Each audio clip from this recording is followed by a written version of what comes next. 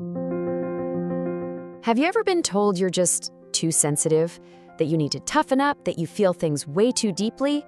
Well, today we're going to dig into the actual science that shows what you've always been told is a weakness is actually a finely tuned strength. All right, let's get into it. This old classic. So many of us have heard this our entire lives, right? It might come from family or friends, maybe even a boss. And it's always disguised as helpful advice, but let's be real, it lands like a judgment.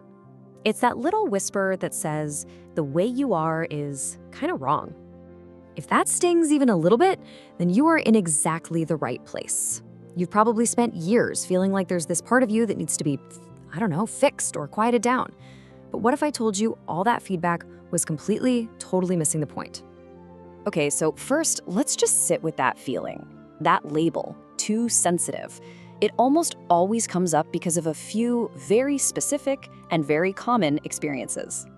Do any of these ring a bell? Getting all choked up during a sappy commercial, or feeling this huge wave of emotion just watching a stranger do something kind? Or maybe you're just used to being told you overreact because you feel everything with an intensity that just seems to confuse people. Well, these aren't character flaws. They're data points. And that data is pointing to something absolutely incredible happening inside your brain. So let's make a hard pivot here. We're going to move away from social labels and dive straight into the hard science. Because what's really going on here has way less to do with your personality and, well, everything to do with your neurology.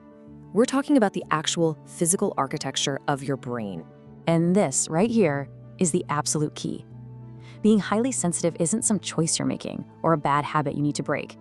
It is literally built into your brain's hardware. You were wired this way from day one. Now to get a little more specific, let's talk about a part of the brain called the anterior cingulate cortex, or just the ACC. Think of this thing as your brain's command center for all things social and emotional. It's where empathy lives, it's what helps you process emotional pain, and it's what guides you in social situations. And here is where it gets really fascinating. Neuroscientists scanned the brains of people who identify as highly sensitive, and they found something pretty mind-blowing. On average, their ACC has 23% more gray matter density. Now, that's not some tiny little variation. That is a significant, measurable neurological difference. So what does more density actually mean in the real world? It means your brain is physically built to process more emotional and social information every single second of every single day. You're not overreacting. Your brain is simply operating on a much higher resolution stream of data than the person next to you who's telling you to calm down. And this is where we have to completely reframe how we think about this. Because if your brain is built differently, of course the output is going to be different. The tears, the intense feelings, those aren't the main event. They're just the exhaust from a much, much more powerful engine. A really good way to think about it is like a computer's operating system. An average system can run programs just fine. But your brain, it's like a premium machine, custom built to run those exact same programs, but in ultra high definition. The side effect is that it might use a little more energy, or in this case, express more emotion, but that's only because the system itself is processing the world with incredible detail and depth. And that high-res processing comes with this amazing suite of built-in advantages. That thicker ACC is directly linked to things like more accurate empathy, sharper moral reasoning, and just being better at predicting how a social situation is going to play out. You can read a room faster, you can often detect when someone's being dishonest, and you can form these incredibly deep, meaningful bonds with people. These aren't just feelings, these are highly evolved skills. They are basically superpowers. Which brings us to the final and most important point.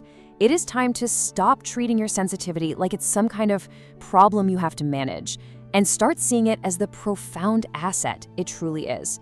It's time to own the fact that you simply get to experience the world in a higher resolution. So let's go all the way back to that classic piece of advice. You don't need thicker skin.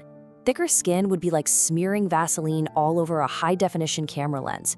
All it would do is dull the signal, and it would rob you of the very data that give you your edge. The goal isn't to feel less, it's to understand more. So stop apologizing for it. Seriously. The next time someone calls you too sensitive, you can just quietly remember that you are operating with a more powerful piece of equipment than they are. You don't have to shrink yourself down to fit into their lower resolution world.